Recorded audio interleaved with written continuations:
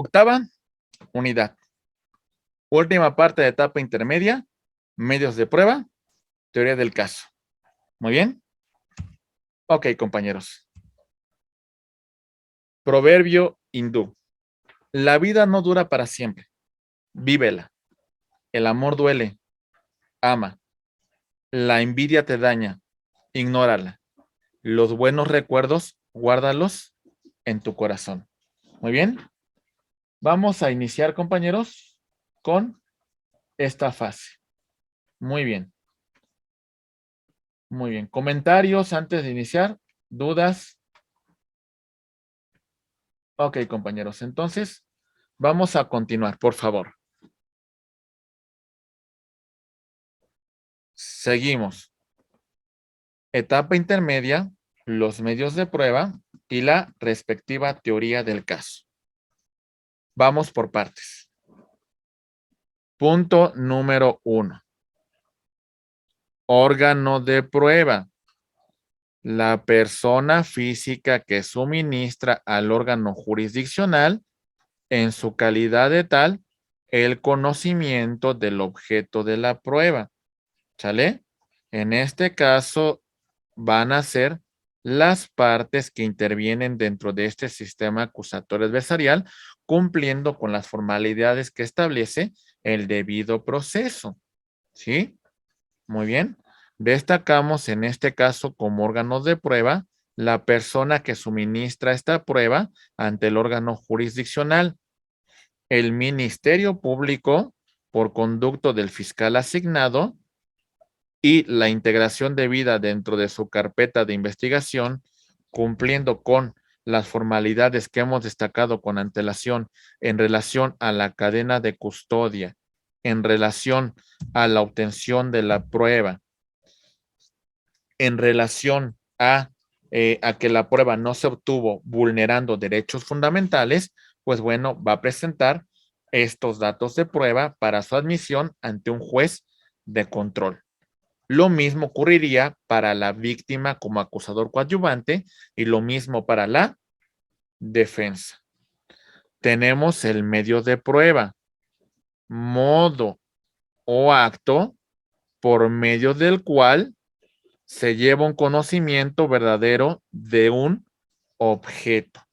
Cuando la prueba ha sido admitida por un juez de control, esa prueba, ese dato de prueba se convierte en un medio de prueba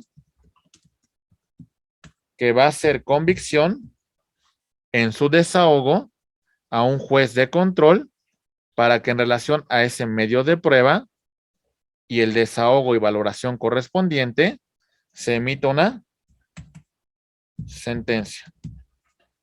El objeto de la prueba, ¿para qué la presentamos?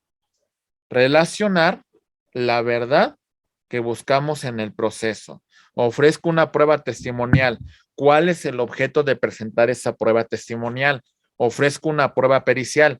¿Cuál es el objeto de la presentación de esa prueba pericial? ¿Se entiende? ¿Recuerdan cuando vimos el escrito de contestación y el escrito de el escrito de acusación y el de contestación? Si se fijan, cuando presentamos las testimoniales, justificamos el supuesto de por qué se está presentando dicha documental, por qué se está presentando dicha testimonial. ¿Sí lo recuerdan? ¿Vamos bien? Ok, compañeros, seguimos con nuestra exposición. Muy bien. Vamos a verificar lo siguiente, compañeros, por favor. Sí, sí.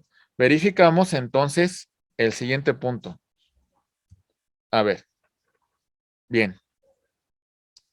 Las fases que ya hemos comentado.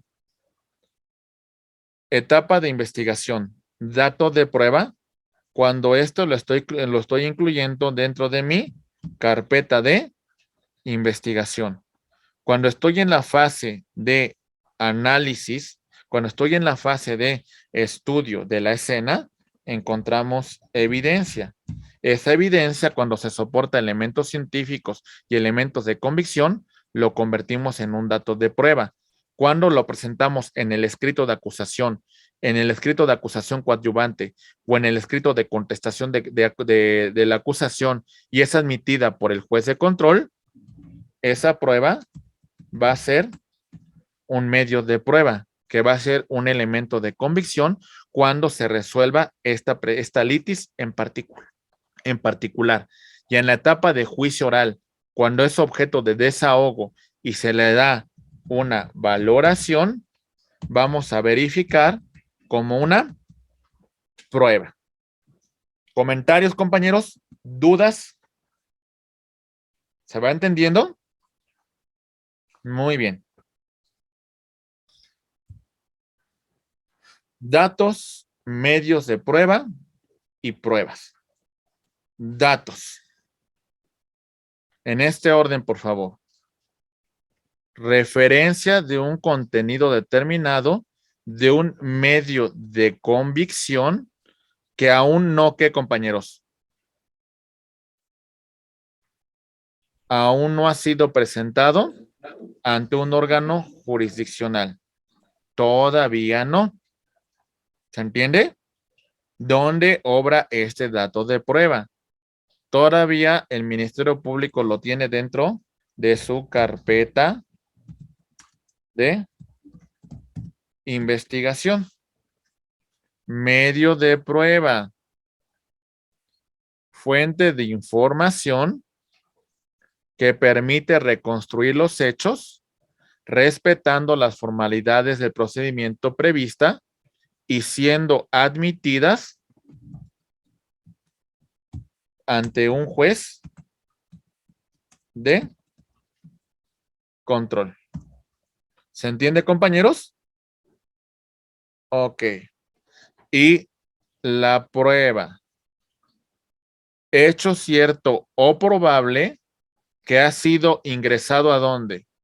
Al proceso como un medio de prueba y es objeto de desahogo.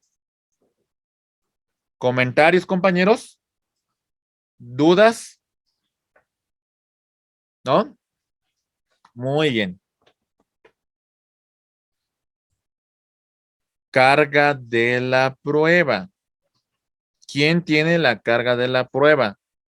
De demostrar que los hechos que se están presentando son constitutivos de un delito. De presentar que la conducta del sujeto activo entra dentro de los siguientes supuestos. Acuérdense, todo esto lleva una prelación lógica, ¿eh? Ahí va. La conducta para estipular que se encuentra dentro de la hipótesis normativa de haber vulnerado un interés jurídico tutelado por la norma penal y que como tal constituye un delito, pasa por estos elementos. Todo lo tenemos que demostrar, ¿eh? Tipicidad, antijuridicidad,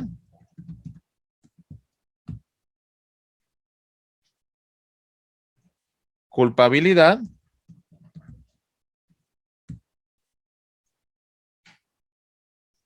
y punibilidad.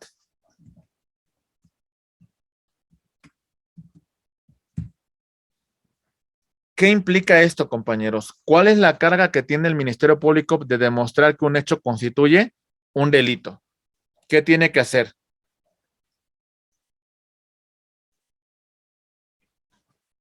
Demostrar El que la, delito, demostrarlo. que la conducta del sujeto activo cumple con todos estos elementos. Tiene una carga importante. Es más, pudiese la defensa no decir absolutamente nada y tener una defensa pasiva, ¿eh? Que lo justifique, que lo acredite, que lo presente en la audiencia de juicio y que demuestre a un juez que esos hechos ocurrieron. ¿Se entiende? Mucha de la defensa es una defensa pasiva. No hace ninguna manifestación, porque al final la carga de la prueba la tiene el Ministerio Público o en su caso el asesor jurídico de la víctima como acusador coadyuvante. ¿Se entiende, compañeros? ¿Vamos bien? ¿Sí o no?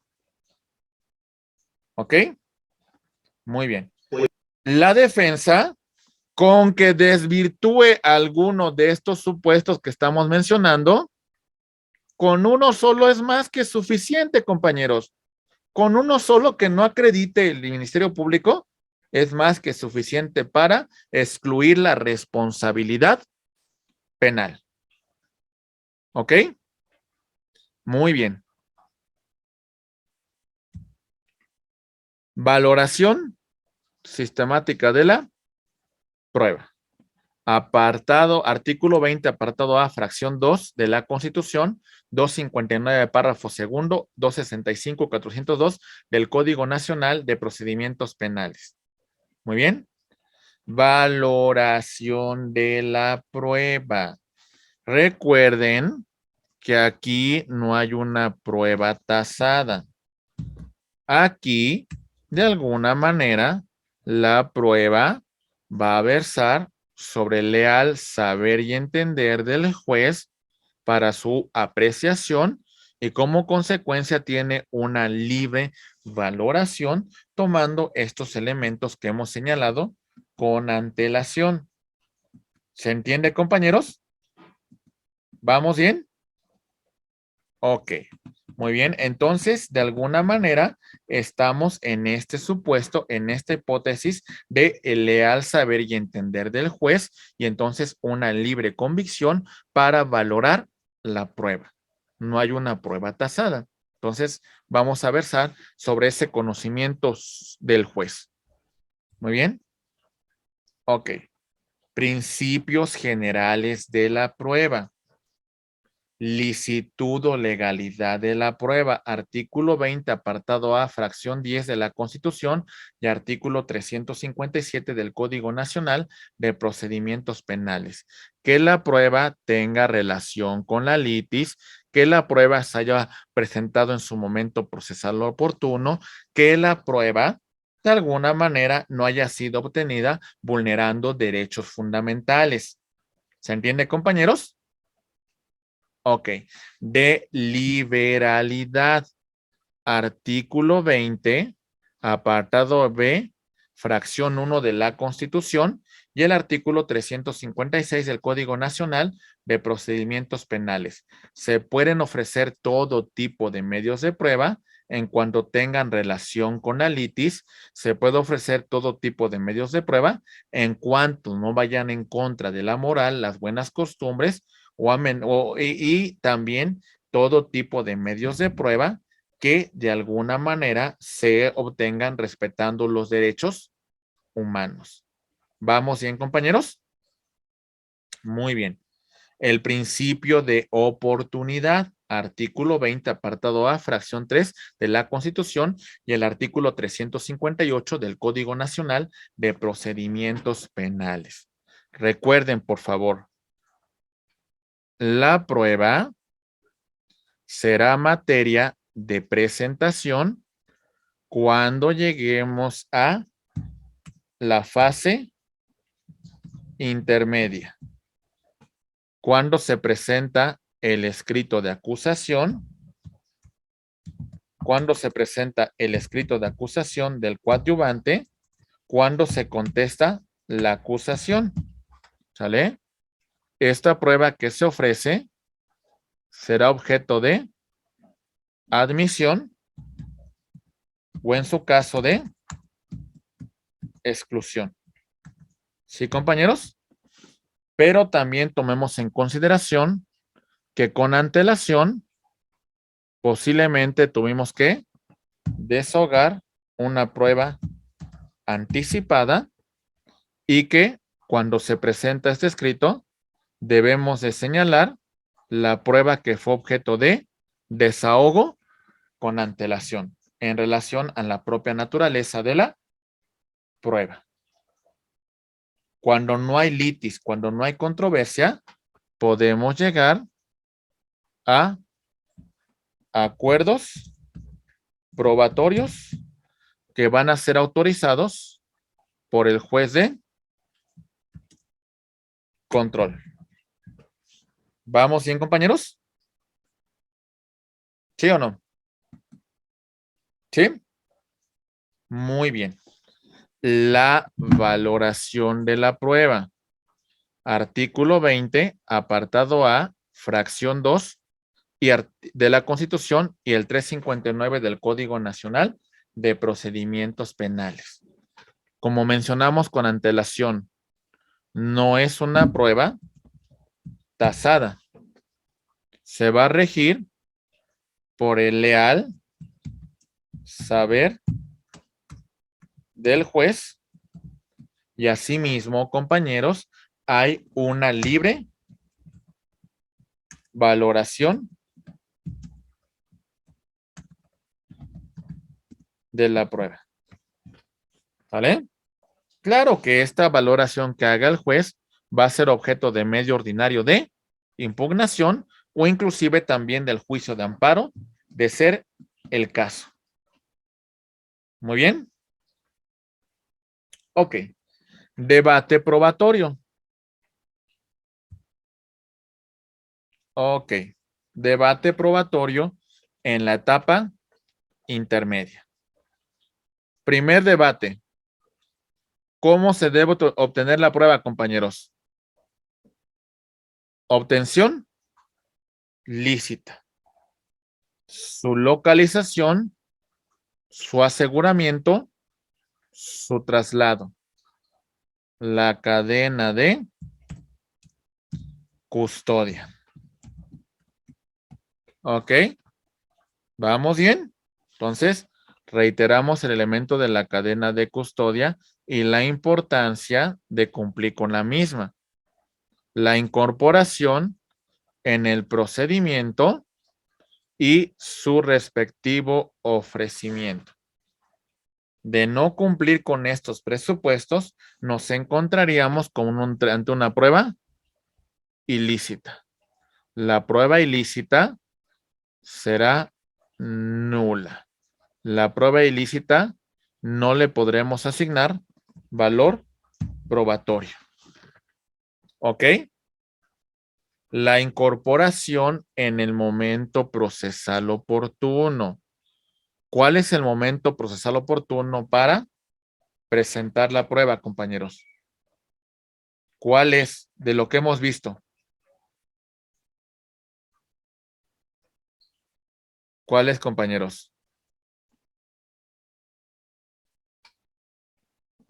La etapa intermedia. ¿En qué momento la estamos incorporando la prueba? El Ministerio Público cuando presenta su escrito de acusación, la defensa cuando se constituye como acusador, coadyuvante, ¿vale? Y la defensa inclusive pudiese presentar la prueba con su escrito de contestación de la acusación, podrá presentarla cuando conteste de forma oral la acusación o inclusive no presentar prueba alguna en una defensa pasiva. ¿Se entiende, compañeros? ¿Sí o no? ¿Sí? Sí. Muy bien. Ok. La pertinencia de la prueba, la idoneidad con la litis, tiene relación con la causa que estamos presentando. De alguna manera es una prueba que no es sobreabundante, es una prueba que de alguna manera esclarece los hechos que se están presentando en la presente causa. Es una prueba que no contraviene las disposiciones procesales. ¿Se entiende, compañeros? La suficiencia de la prueba para demostrar nuestra teoría del caso. ¿Comentarios? ¿Está bien? Ok. Medios de prueba que las partes pueden incorporar en la etapa intermedia que va a ser objeto de admisión y de desahogo cuando lleguemos a juicio oral. Prueba testimonial, artículo 360 al artículo 367 del Código Nacional de Procedimientos Penales. Prueba pericial del artículo 368 al artículo 370 del Código Nacional. Declaración del acusado, artículo 377 al 379. Prueba documental 380 al 387 y otras pruebas del 389 al 390. ¿Listos, compañeros? ¿Vamos bien? Ok, vamos. Prueba testimonial. Manifestación realizada por personas que estuvieron presentes cuando ocurrieron los hechos y le constan lo que ocurrieron desde su postura, ya sea como víctima o como ofendido. ¿Sale? El Ministerio Público en su carácter de fiscal y el defensor o imputado que de alguna manera van a realizar manifestaciones relacionadas sobre un hecho que les consta. ¿Sale? El testigo que estuvo presente cuando ocurrieron los hechos es un testigo presencial. El testigo que no estuvo presente y que solamente escuchó, que solamente le comentaron que se enteró, es un testigo de oídas. Por supuesto que si tenemos que darle una valoración a las pruebas, tendrá un mayor peso, tendrá una mayor valoración, tendrá un mayor elemento de convicción, la testimonial presentada por un testigo de naturaleza presencial. ¿Sale, compañeros? Y recuerden un tema muy importante, el desahogo de la prueba testimonial, el testigo que presente el Ministerio Público, ¿sale? Por lo que respecta a este, va a ser objeto de un interrogatorio. Y por lo que respecta a la defensa, en este supuesto, será objeto de un interrogatorio. Lo ideal es que el interrogatorio sea sobre preguntas abiertas, permitiendo que el testigo sea el que aporte la información en la audiencia y en el contrainterrogatorio, lo ideal es que tengan un control del mismo a través de preguntas cerradas. Muy bien. Diosdado, la escuchamos, por favor. Sí, profe, una pregunta. Yo trabajo en el Tribunal de Oralidad. He visto en algunas ocasiones que presentan unas pruebas anticipadas o testimoniales como prueba anticipada. ¿Ahí cómo y en qué momento podría entrar? Inclusive dentro de la propia etapa intermedia, de la etapa de investigación, pudiese ser objeto de desahogo de dichas pruebas, para que cuando usted presente su escrito de acusación como Ministerio Público, ya las incluya dentro del mismo escrito de acusación, que dicha prueba fue objeto de desahogo con anticipado por la propia naturaleza de la prueba. Ahí es donde usted la va a presentar, mi estimada.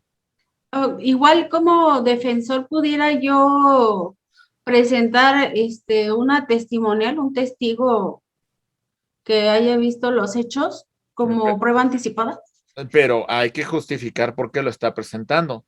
Si el testigo es extranjero y va a salir del país cuando se llega a cabo la audiencia, pues es muy importante su desahogo con antelación. Si el testigo posiblemente ya tiene una edad muy avanzada o tiene una enfermedad terminal y muy probablemente si nos esperamos a que llegue la audiencia de juicio oral, el testigo muere, entonces justificamos la necesidad de su desahogo con antelación. De no ser los supuestos, el juez no va a autorizar la prueba anticipada en este caso. Ok, profe, gracias. ¿Sí? ¿Vamos bien, compañeros? ¿Sí? Ok. Pruebas periciales. ¿Sale? La naturaleza, permítanme un tantito, compañeros, tengan cuidado con su micrófono, por favor. La naturaleza de los hechos, que en este caso hablamos de criterios técnicos o científicos, desahogadas por profesionistas o, en este caso, serían testigos, no, pues sería pericial, doctor, y el ego es este, ¿vale? El doctor tiene que acreditar un estudio científico, un estudio que muchas veces requiere una cédula profesional. Y el ego es un testigo técnico que no requiere como tal la presentación de este tipo de documentos. El objetivo que estos expertos nos ayudan a desentrañar el sentido de un caso en particular y de alguna manera los elementos probatorios que las partes necesitan justificar. ¿Vamos bien, compañeros? Ok, lo mismo ocurriría en el tema del interrogatorio y del contrainterrogatorio. ¿Se entiende, compañeros? Muy bien. Seguimos con otro punto, por favor.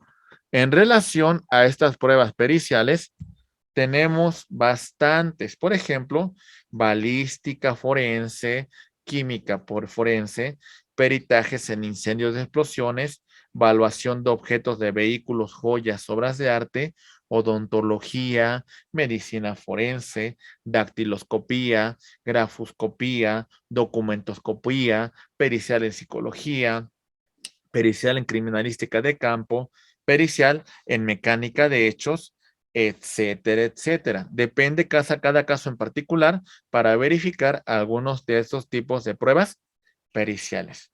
Me acuerdo mucho, por ejemplo, de un caso en particular que analizaba desde la jurisprudencia norteamericana, por ejemplo, el caso de Ted Bundy. En ese momento no había las pruebas en ADN para demostrar pues su responsabilidad en la comisión de estos delitos que le estaban imputando. ¿Y saben cuál es la prueba idónea que se presentó en su momento para determinar que Ted Bundy había sido el asesino de estas mujeres? La prueba en odontología, en la cual se determinó que la mordedura que uno de los cuerpos tenía consistía en los dientes, en la placa dental que Ted Bundy presentaba. Bajo ese supuesto se determinó que él había cometido los asesinatos en serie y fue objeto de la pena de muerte, pero a través de esa prueba en odontología. Hay otra, por ejemplo,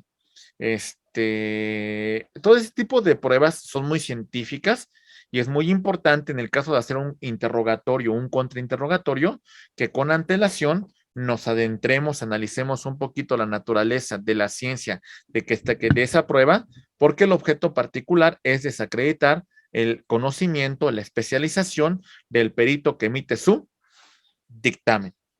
¿Se entiende, compañeros? ¿Vamos bien? Ok. Rápidamente. Ok. La prueba documental y su exhibición material. Documental pública, documental privada. La documental pública, que va a ser documental basada en documentos emitidos por una autoridad administrativa, por una autoridad jurisdiccional o inclusive por un notario que va a tener fe pública en determinados actos jurídicos que se celebran ante su presencia. ¿Vamos bien? Y la documental privada, las que exhiben las partes. Muy bien. ¿Para qué sirve una documental? La documental, Lorezana, te escuchamos, por favor. Sí, yo tengo una duda, porque Sí. en las partes de las documentales, la otra vez usted de hecho nos comentó las documentales públicas y que tenían valor pleno. Ahora, la pregunta está en esto. Le comenté el tema a personas que son peritos, especialistas en solicitudes de información. Entonces, por ejemplo, y yo hice una solicitud de información, de hecho yo hago muchas. Entonces, en mis solicitudes de información, ellos me dan una contestación que no es del todo cierto.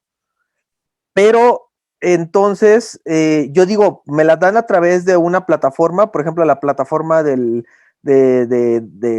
Infoem del Estado de México, por ejemplo, y pues ya es un documento, o sea, y además es público, entonces, según yo, tiene carácter pleno. Y a mí me dijeron, ¿sabes qué? Es que tú tienes que hacer un reproceso de volver a preguntar para que te corroboren. Y para mí, ya hay un elemento. Esa documental ya es una documental pública, ya tiene prueba plena, y si no pusieron, y si se equivocaron, entonces hay dolo, desde mi perspectiva. No sé su posición como especialista. Ok, y yo, bueno, el tema de la prueba documental, hablando de su naturaleza pública, tiene una naturaleza, acredita, tiene cierta efectividad, salvo prueba en contrario, ¿no? Salvo prueba en contrario, pero bajo este supuesto considero que es exagerado el punto de que le pidan volver a solicitar esta información. Tendría que haber una ratificación por parte de la autoridad, o en todo caso, como usted bien lo indica, pudiese presentarse un caso de dolo por parte del servidor público que emite la prueba. O sea, es un tema interesante, ¿no? Pero aquí la prueba documental tiene efectos plenos, salvo prueba en contrario, como usted bien lo indica, mi estimado Jaime. Muchas Salvo prueba en gracias. contrario, sí. Muy bien, es un excelente comentario. Y ahorita vamos a llegar a un punto también que usted menciona, Jaime, en respecto a a la exclusión de los medios de prueba, y vamos a hablar sobre la teoría del fruto del árbol envenenado. Es un punto importante que ahorita analizaremos rápidamente. Compañeros, a final de cuentas, la prueba documental y su exhibición material dentro de la audiencia en juicio servirá para varios efectos. Uno, para confirmar una acusación. En base a los documentos que obren, pues bueno, podríamos confirmar que la acusación presentada sobre un sujeto activo, pues evidentemente se justifica, se acredita. También para confirmar o justificar los argumentos de la defensa, negar argumentos de la defensa y negar también en su caso los argumentos de la acusación. A final de cuentas, es muy amplio el fenómeno, el objeto que puede tener una prueba documental y lo que se pretende acreditar cuando es objeto de desahogo.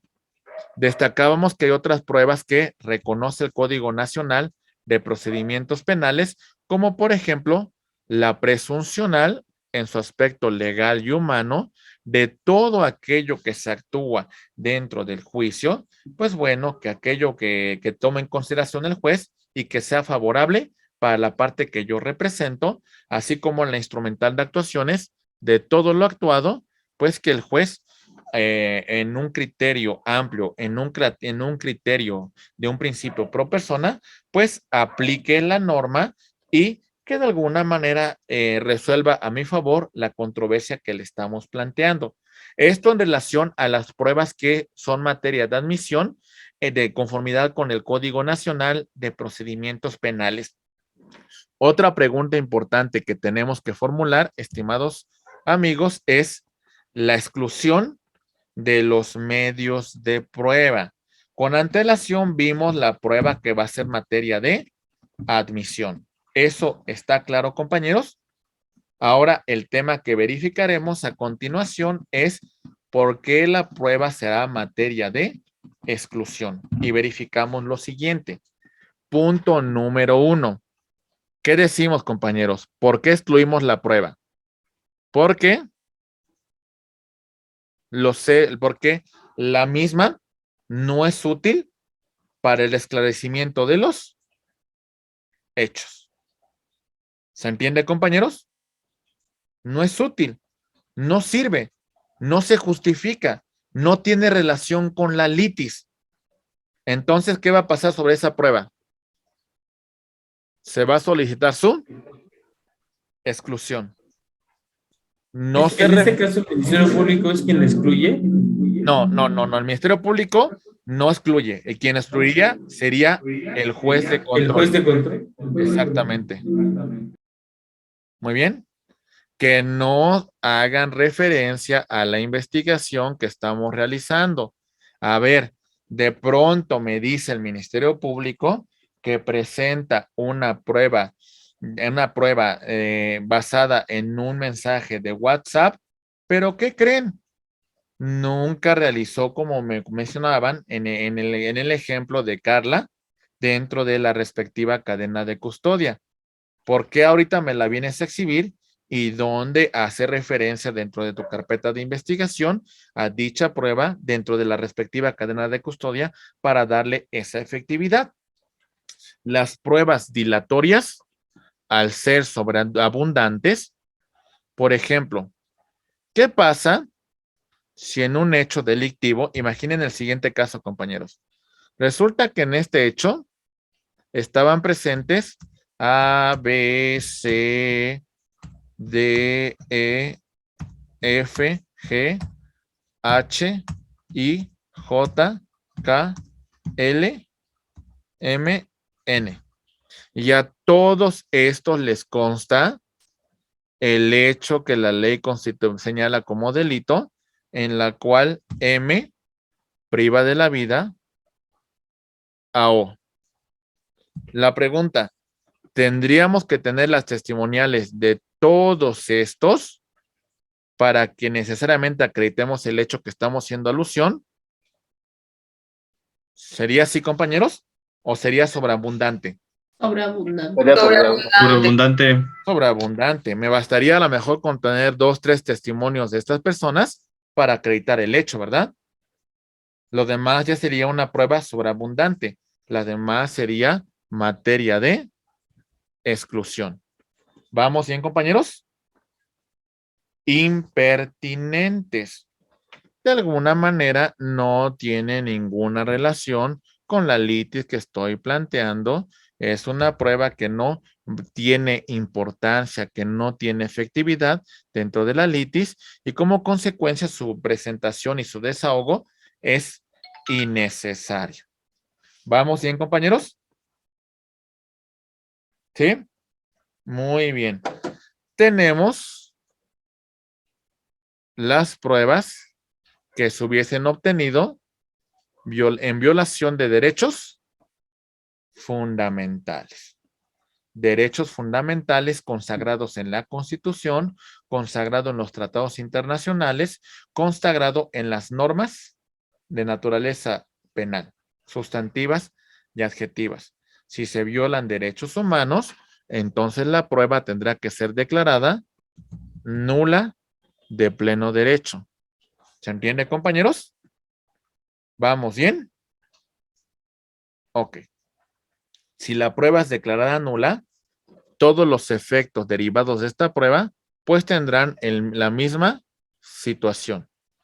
Si contravienen disposiciones que establecen la norma adjetiva, pues bueno, la prueba va a ser objeto de exclusión.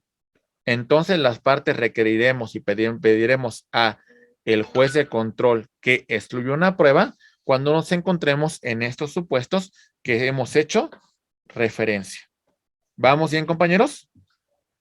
Ok, ahorita llegamos a la prueba ilícita, ¿eh? Y les voy a leer un pequeño pasaje de la Biblia. ¿Muy bien? Ok. ¿Esto está claro sobre exclusión de prueba? Muy bien. Compañeros, prueba anticipada. ¿Quién me preguntó esto? ¿Alguno de ustedes me acaba de preguntar la prueba anticipada? Yo, profe. Sí, ahí va. ¿Lista? Sí. Medio de prueba desahogado antes de la audiencia de juicio oral. Puede ser ofrecido a través de registro que se hayan generado durante su desahogo. ¿Ante quién se va a practicar esa prueba? ¿Ante un juez de control? Si es antes de juicio oral, puede ser en la etapa de investigación o inclusive en la etapa intermedia. ¿Quién la va a solicitar? Cualquiera de las partes. ¿Sale? Ministerio Público, acusador coadyuvante, la defensa. Se tienen que exponer razones que justifican que el testigo no podrá comparecer cuando lleguemos a la audiencia de juicio oral o también por razones de pérdida o la propia alteración de ese medio de prueba por su propia naturaleza. Porque cuando lleguemos a la fase de juicio oral, pues posiblemente la prueba ya no exista o la prueba ya no sea efectiva. Artículo 304 del Código Nacional de Procedimientos Penales. Entonces, reiteramos, esa prueba anticipada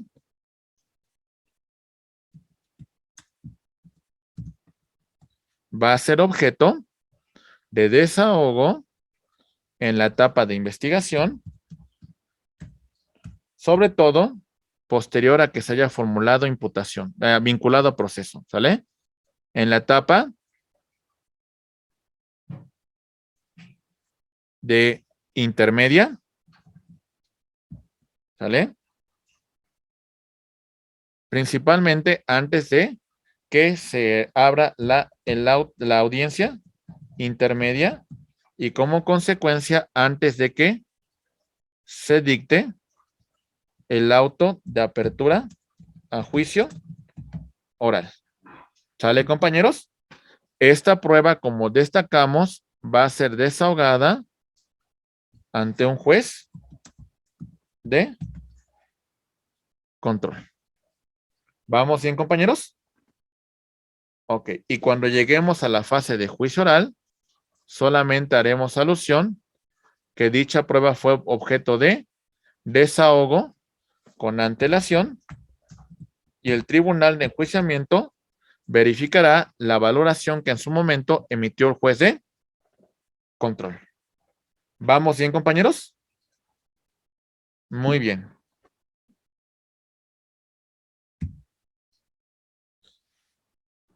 Prueba ilícita la teoría del fruto del árbol envenenado.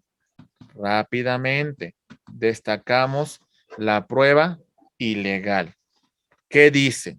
La prueba ilegal cuando su obtención se realice en violación de normas legales o principios generales del ordenamiento de la naturaleza procesal o material. Sobre todo se vulneran normas de naturaleza adjetiva, como pueden ser los plazos para su presentación. Esas pruebas son ilegales. ¿Se entiende, compañeros? Ok. Normas ilegítimas. ¿Sí? Perdón, es que hemos hablado de las pruebas, pero ¿qué pasa si se omiten las pruebas? ¿Quién la omitió? Cualquiera de los dos. ¿La defensa? Bueno, O ¿el Ministerio Público? pues es más, cualquiera de los tres, ¿qué pasaría? Pues simplemente no va a ser objeto de debate cuando lleguemos a juicio oral. Y si era un elemento importante para acreditar la responsabilidad, pues ni modo. Ya usted perdió su oportunidad. ¿Se entiende? Pero no hay ninguna sanción por haberla omitido, por haberla, a lo mejor, ocultado. No. A ver. El punto que usted me dice es que no se ofreció. Si no se No, ofreció, que se oculte. si se oculta, pues de alguna manera ahí tendríamos un problema de que podríamos establecer responsabilidad para el Ministerio Público por conducto de su superior jerárquico o también para la víctima o ofendido en el caso de ocultamiento de prueba. ¿Sale? Porque no se hizo el descubrimiento probatorio conducente. Se daría una omisión por parte del Ministerio Público. Sí, una omisión que a final de cuentas, pues podríamos encontrar que pues esa actuación pues conlleva una violación a uno de los principios del sistema acusatorio adversarial, el tema de la contradicción. La prueba tiene que hacerse pública para que sea objeto de contradicción. ¿Sí, compañeros? Y si no se ofrece, pues no va a ser objeto de debate cuando lleguemos a juicio oral. Pues ni siquiera podría darse la imputación sin pruebas. Pues mire, si no presenta usted pruebas o digamos en su momento esa prueba que usted quisiera desahogar cuando llegue a juicio oral, simplemente el juez de control, el tribunal de enjuiciamiento le va a decir, oye, esa prueba no fue materia de litis porque tú no la ofreciste dentro de la etapa intermedia y como tanto no puede ser objeto de desahogo en esta audiencia. ¿Se entiende? Ok, prueba ilegítima. Su prohibición aparece en virtud de una violación a una norma procesal. Por ejemplo, los actos de investigación que requieran control judicial, si no siguen ese presupuesto, compañeros, la prueba derivada de un acto que no tuvo control judicial, debiendo haberlo verificado, va a ser una prueba ilegítima y por lo tanto será una prueba nula. ¿Se entiende, compañeros? Prueba ilícita.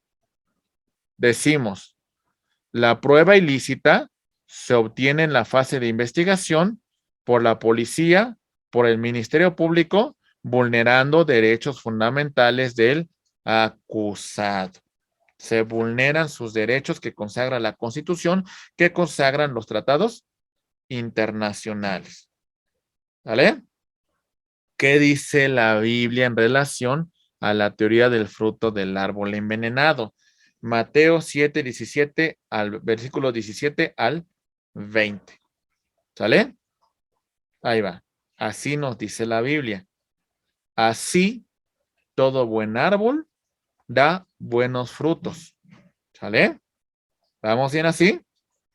Pero el árbol malo da frutos malos. La prueba ilícita, ¿qué frutos va a dar? Frutos nulos. ¿Se entiende? Reiteramos, no puede el buen árbol dar malos frutos. La prueba presentada en cumplimiento de lo que establece el Código Nacional de Procedimientos Penales, que tiene relación con la litis, que se integró dentro de la carpeta de investigación, que se ofreció en su momento procesal oportuno, que se contiene en el escrito de acusación, en el escrito de acusación coadyuvante, en el escrito de contestación y que tiene relación con la litis, pues es una prueba que debe ser materia de admisión. ¿Vamos bien? No puede un buen árbol dar malos frutos, ni el árbol malo dar frutos buenos. Si se obtuvo violando derechos fundamentales, no podemos al rato justificar que es una prueba lícita. ¿Se entiende, compañeros? Ok, pero sirve para demostrar la litis, pero el problema es cómo la obtuviste. Todo árbol que no da buen fruto es cortado y echado en el fuego. ¿Se entiende, compañeros? Si la prueba es ilícita, si la prueba es ilegal, si la prueba es ilegítima, no va a tener una buena valoración. Así que por sus frutos los conoceréis. ¿Vamos bien? ¿Sí, compañeros? Y no es una clase de la Biblia, ¿eh? Nada más es un comentario que deriva de esta teoría del fruto del árbol envenenado. Compañeros, llegamos a un punto de conclusión para llegar con la teoría del caso, analizar algunos aspectos muy en particular y concluir con el auto de apertura a juicio oral para iniciar el tema de la fase de juicio oral. Empezamos. Ofrecimiento de medios de prueba, presentando en dónde, compañeros. En el escrito de acusación, en el escrito de acusación coadyuvante o en la contestación de la acusación. ¿Vamos bien, compañeros? Ok. Segunda fase. Bueno, aunque aquí, compañeros, valdría la pena señalar que si no se presenta contestación a la acusación de forma escrita, tenemos la oportunidad de presentarlo en la audiencia intermedia. ¿Se entiende, compañeros? Ok. La admisión o desechamiento a través de un debate probatorio entre las partes durante la audiencia intermedia. Muy bien. Materia de admisión va a ser objeto de desahogo cuando lleguemos a la fase de juicio oral. Muy bien. Ok. Compañeros. Teoría del caso. Elementos fácticos, elementos jurídicos y elementos probatorios. ¿Sale? Elementos fácticos. Circunstancias de tiempo, modo y lugar. Elementos jurídicos. Sustantivos.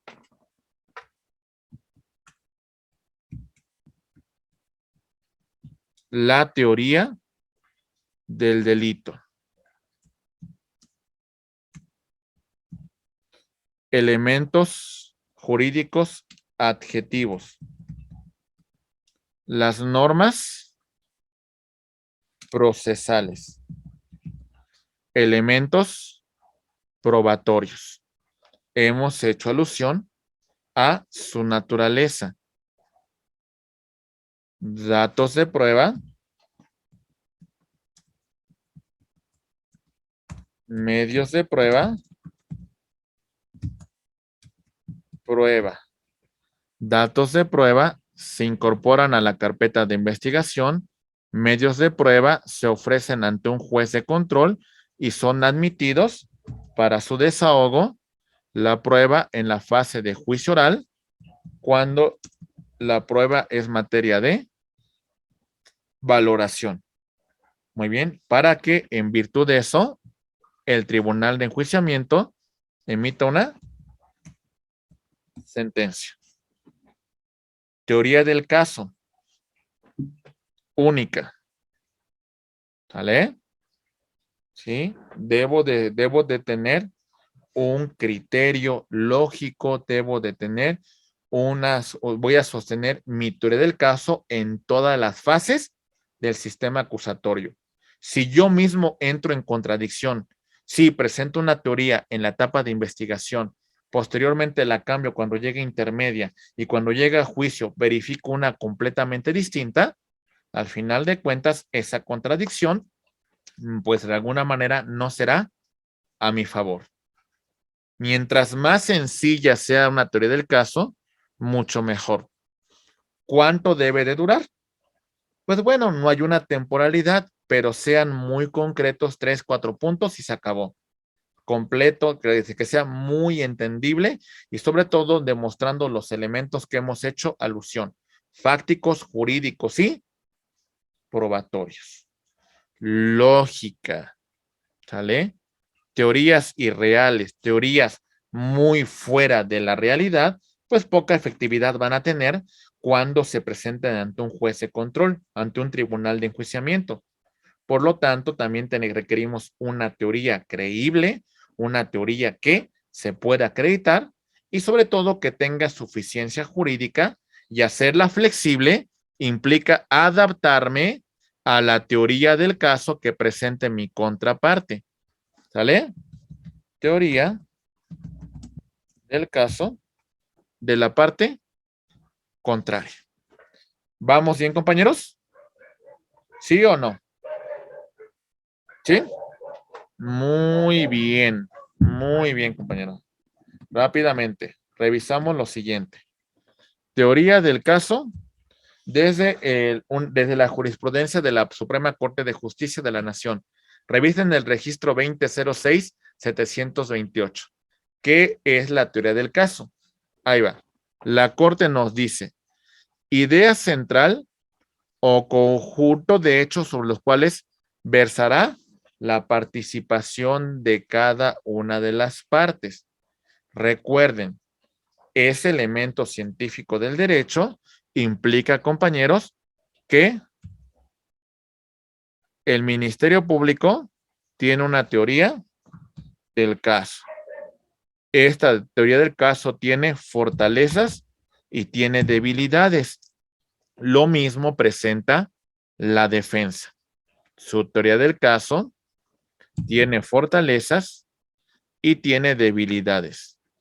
El punto al final es que ambas teorías del caso van a entrar en una confrontación, y la que presente mejores argumentos, la que presente mejores elementos, las que puedan ser acreditados, pues es la teoría que en una controversia resultará favorable.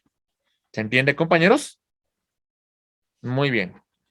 En relación a todo esto, destacamos la explicación y determinación de todo aquello que penalmente resulte relevante y lo que no se va a incluir en la teoría del caso. Recuerden los elementos que mencionamos de la teoría del caso: única, sencilla, lógica, creíble y flexible. Muy bien.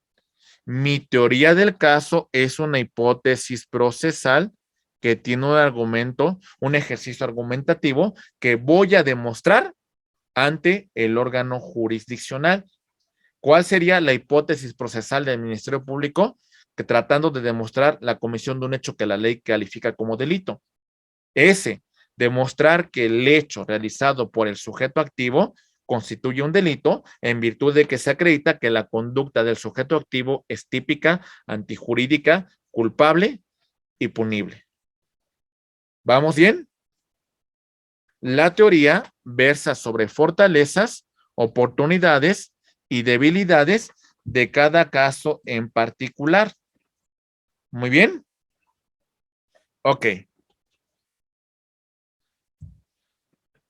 Ok, facilitará la organización de los medios de prueba para su presentación en juicio.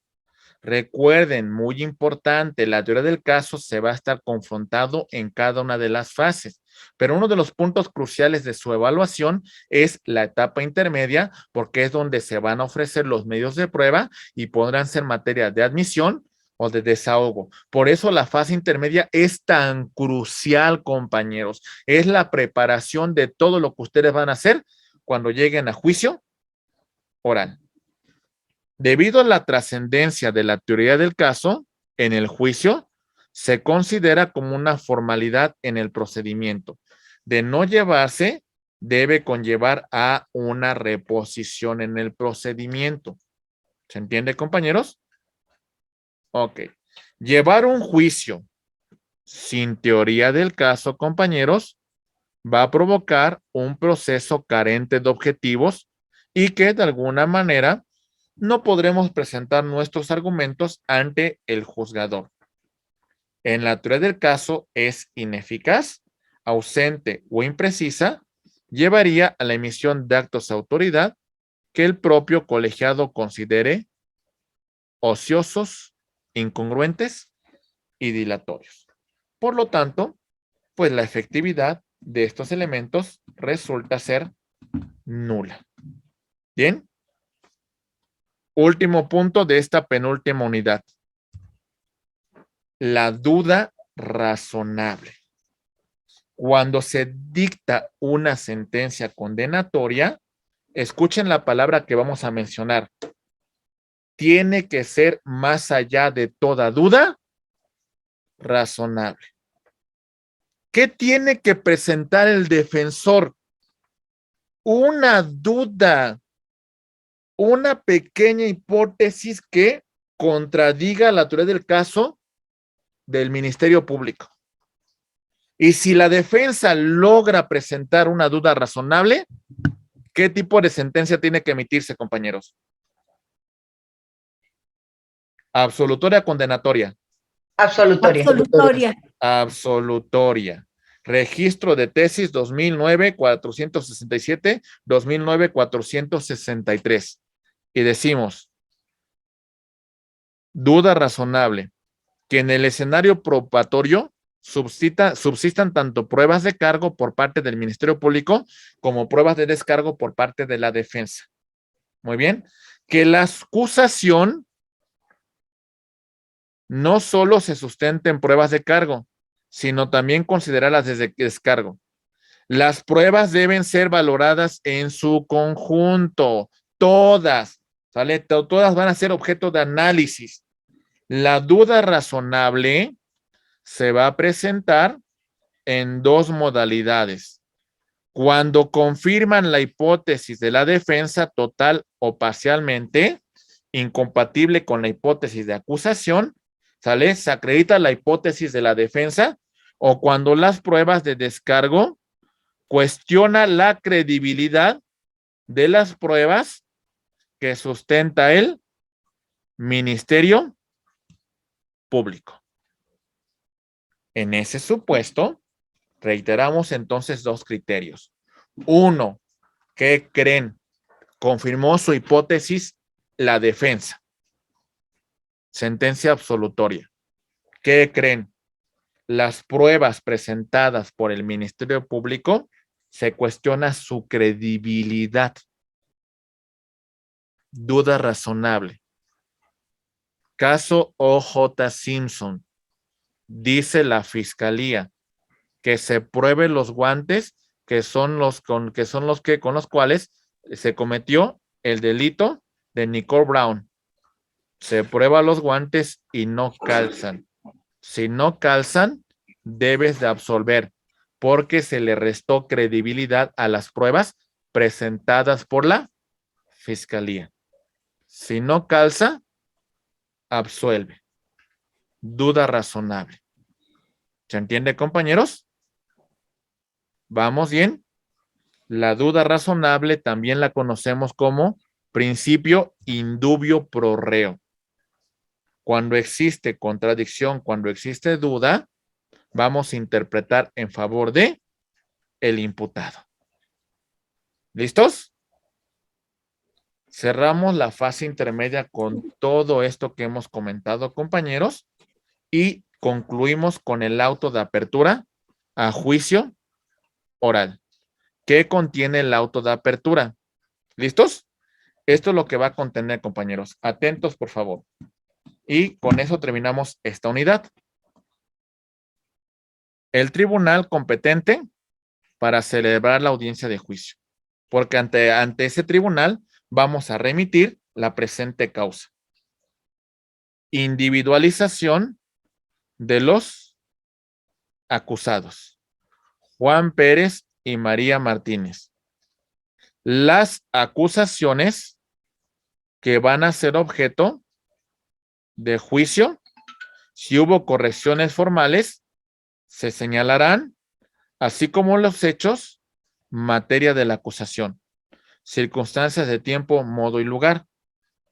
En este auto de apertura, señalaremos los acuerdos probatorios que ha celebrado el Ministerio Público con la defensa, en la cual no existe oposición fundada de la víctima u ofendido y es aprobado por el juez de control.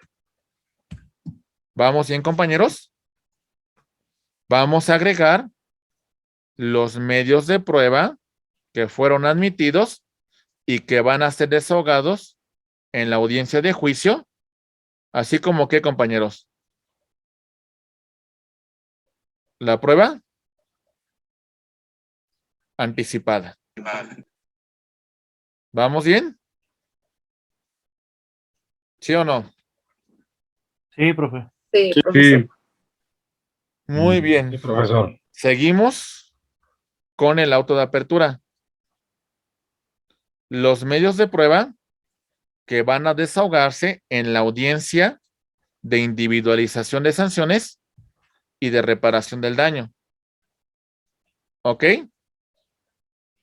Y las medidas de resguardo de identidad para que no sean objeto de cuando se aperture el juicio oral, reservando la identidad de las partes, ¿verdad? La confidencialidad. Las partes van a ser citadas a la audiencia de debate, Ministerio Público, asesor jurídico de la víctima, la defensa y, bueno, el imputado correspondiente. Y las medidas cautelares que hayan sido impuestas al acusado. Muy bien. Ok, compañeros. Muy bien. Con esto concluimos esta penúltima unidad y llegamos a la última unidad.